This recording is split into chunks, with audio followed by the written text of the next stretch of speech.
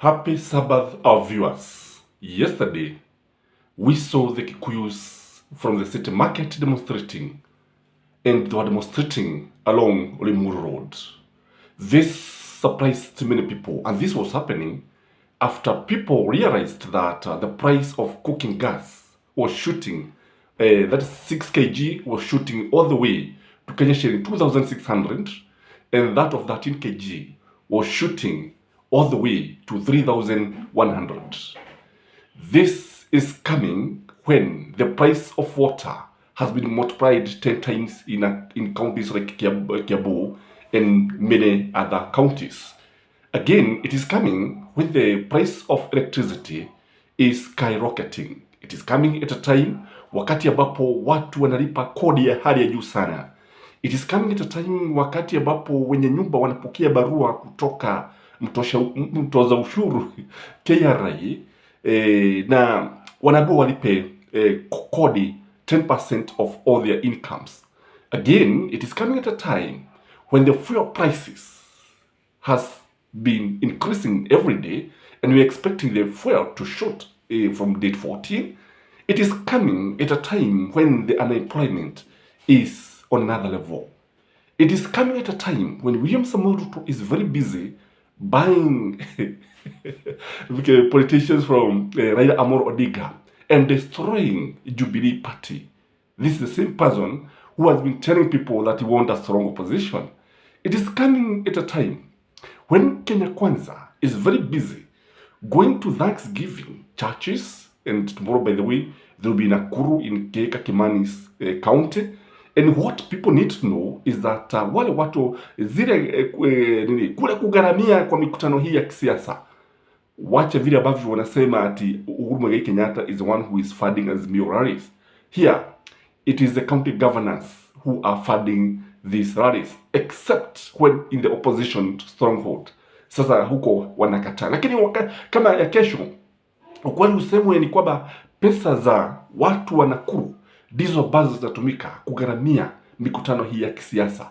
And these meetings, the church services, the Thanksgiving services, comes when Raila Amolo Odinga anatajwa mara nyingi kuliko jina la Yesu kanisani.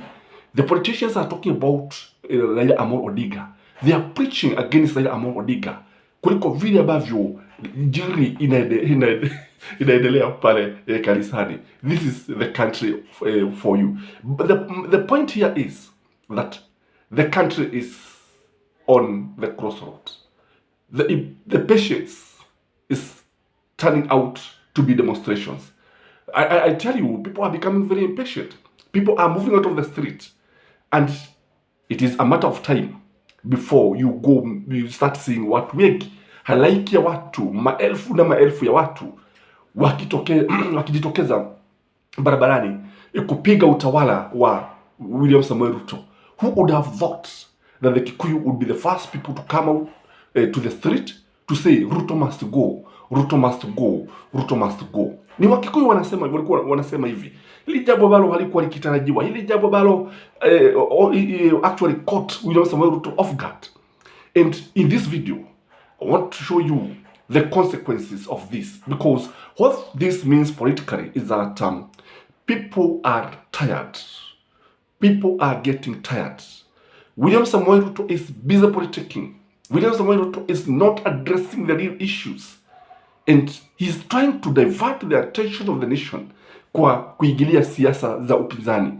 And the issue at hand is high cost of living. That is what people want to be addressed. And one of the consequences of this kind of politicking, this kind of nonsense, because I call it political nonsense, kile ambacho tunaweza kusema ni kwamba utaona watu wengi wakijitokeza. When Uhuru Muigai Kenyatta told people that life would be very difficult under William Samoei Ruto, na hili linatokea. Watu wanasema ya kwamba these are global issues. No, these are not global issues.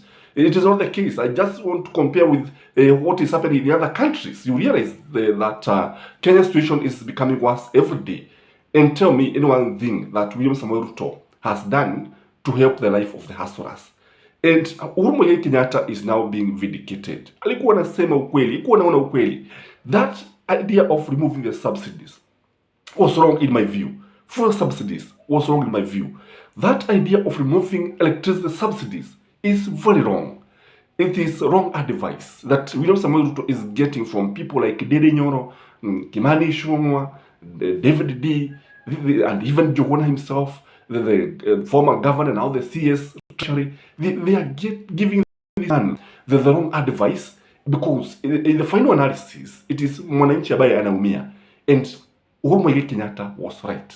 And this now brings us to a very important proverb that you never know the importance of buttocks until you have boils, until a boil develops on the buttocks. That is when you realize that the buttocks are very, very important. So this is what is happening to the Kikuyus. This is what is happening to the hustlers. They didn't know that Uhuru Muigai Kenyatta meant well. Uhuru Muigai Kenyatta alikuwa anajua kile ambacho alikuwa anawaambia, lakini sasa ukiangalia utaona kwamba mambo yanazidi, maji yanazidi uga. Again, this one will just make William Samoei Ruto a one-term president. Hivi ndivyo itatokea. Sioni akiingia hatamu ya pili. Sioni after 2027, I don't see him succeeding. Kwa sababu I was listening to the people in the mountain. You know, I'm very, very keen to see what the Kikuyus are saying. I was listening yesterday.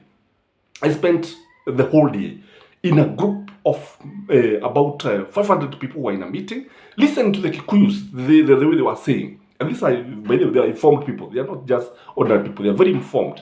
And they are of the opinion that Uhuru Muigai Kenyatta was a better president. William Samoei Ruto is leading this country in the wrong direction. And people are not happy on the ground. And that is what I'm saying will make William Samoei Ruto a one-term president. Again, you realize that Uhuru Muigai Kenyatta is just watching. William Samoei Ruto is very busy politicking. Instead of solving the problems, what he's doing, because he fears being a one-term president. That is why he's very, very busy buying royalty from the people in the mountain, because you want to consolidate the people of the mountain. You want to consolidate people from Western. You want even to penetrate Luo Nyanza. Kwa sababu ukweli usemo ni kwamba hapa anaona vizuri sana atakuwa rais wa mhula mmoja. And that is the reason behind buying politicians. That's the reason behind you see people going to State House. That's the reason you see opposition ukiona pale ambapo trooping to State House. Is because William Samoei Ruto is becoming insecure, is feeling the heat, and because he's unable to solve the problems and he knows the consequences. Hii ndio jambo ambalo linamfanya uone kila wakati ni siasa. Again, I can see a situation where the country will be in a very high voltage politics. Hivi ndivyo ilivyo. Kwamba ukiangalia kila wakati ni siasa, ukiangalia watoto wanazungumzia siasa, kwa sababu ukiangalia yule ambaye anaongoza ni siasa tu. Na instead of working, just compare, because I understand William Samoei Ruto like comparing himself to Mwai Kibaki. But look at Mwai Kibaki. Mwai Kibaki did not like talking about politics. What's the time you tell people pay taxes in a very humorous way? He would be holed up in office, strategizing, trying to see the changes that people want. And what we have, this is very contrary to what even Uhuru was doing, because Uhuru was not politicking that much. He was taking a lot of time kufanya kazi zake kule ofisini, na matunda yenyewe tuliweza kujionea after the 2 terms. And William Samoei Ruto has continued politicking, and you know, he started campaigning the moment he was declared the winner. He started campaigning immediately, which is wrong in my view. In fact, he was supposed to go to the office, work for the people, bring the changes that people want. But most of the time, we have seen this man politicking. Again, we can only see that life will be lost, let me tell you, through hunger. Kwa sababu usioni watu wengi wakifungua biashara. Nani atafungua biashara wakati ambapo bei ya stima iko very high? Tell me, ni kinyozi yupi ambaye ataanzisha biashara mpya? Ni saloni gani ambayo, msusi yupi ambaye atafungua when the business, when the cost of electricity is very high and the cost of water is also very, very, very high. Kwa hivyo kile ambacho kitafanyika ni kwamba biashara nyingi zitafungwa na utaona watu wakifa ja. Already the country is confronted with hunger. 4.5 million Kenyans are at risk of dying kwa sababu hakuna chakula. Na hivi ndivyo ambavyo itaendelea kuwa, na the issue can only worsen kwa sababu this kind of politicking, this kind of doing things that you are not supposed to be doing when you are in office. ni jambo ambalo linaweza kuleta mitafaruku mikali sana, ni jambo ambalo linaweza kusababisha vifo vya maelfu na maelfu ya watu. I don't see this economy growing, because how does economy grow when you are taxing people? And by the way, people should be asking the government now that they are paying taxes, kwa sababu wanalipa kodi, mpaka maiti wanatozwa kodi because wanalipa kodi.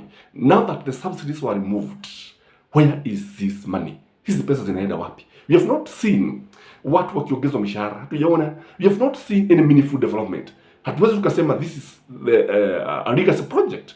When you look at Uhuru Muigai Kenyatta and Mwai Kibaki, we could tell that the country is moving forward. We could see the massive infrastructure that was taking place all over the country. But sasa ukiangalia ni kipi kinaendelea? Ile tu kule kusema sijui the housing project, who has benefited? Show me one group of people that has benefited, and who owns these houses in the final analysis. Hizi pesa zinaenda wapi? Even the hustlers funds that tunakuwa tukisema utaona kwamba it has not brought much change. And I understand, by the way, almost 1 million people have not paid the money. They have refused to pay. Sasa, what is going to happen? So what the problem in this country is that we have a president who is a hostage of the World Bank and IMF. And when this is happening, we have seen the cajunization of this nation. Truth be told, tunaona watu wakifutwa kazi, tunaona Wakikuyu wakifutwa kazi, wengine wakifutwa kazi, watu kutoka pwani wakifutwa kazi, Wakalenjin wanawekwa pale. So is this not cajunization of the nation? Is this what Kenyans voted for? Is this what we expect? Though tribalism is something that I don't like because of its ugly face, because of the way it dehumanizes people. William Samoei Ruto, truth be told, is not doing the right thing. William Samoei Ruto is not leading this country in the right direction. Again, he's likely to become a laughing stock, by the way. If we continue like this, people will be laughing at him. He promised so many things that not be able to achieve anything. Amesema mengi ambayo watatimiza. Akasema tutafanya hivi. Sijui miradi nini. And you remember the way he used to lament during Uhuru Muigai Kenyatta's time. But is there any person ambaye tunaweza kusema kwamba alipitia mengi, masaibu mengi kama Mwai Kibaki wakati wa enzi za Moi, Daniel Arap Moi.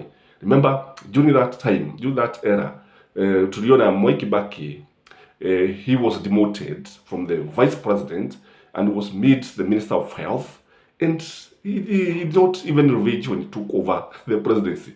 And strong people forgive. Weak people will always revenge. I don't know whether William Samoei Ruto is a strong leader or a strong man. I don't know what you think. I don't know whether it's a weak president. I leave that one to you. But if you ask me, he is leading the country in the wrong direction. The people are hurting. Many more people will come to the street to demonstrate against the high cost of living. And the good thing, it is the Kikuyu who are leading this. Let the other people follow, and let's see. Because you see, all said and done, this country is ours all. We need to see what we can do so that this country can be in the right trajectory. Kindly remember to subscribe to our channel if you have not. Kindly remember to like this video. And may you have a blessed Saturday. Bye-bye.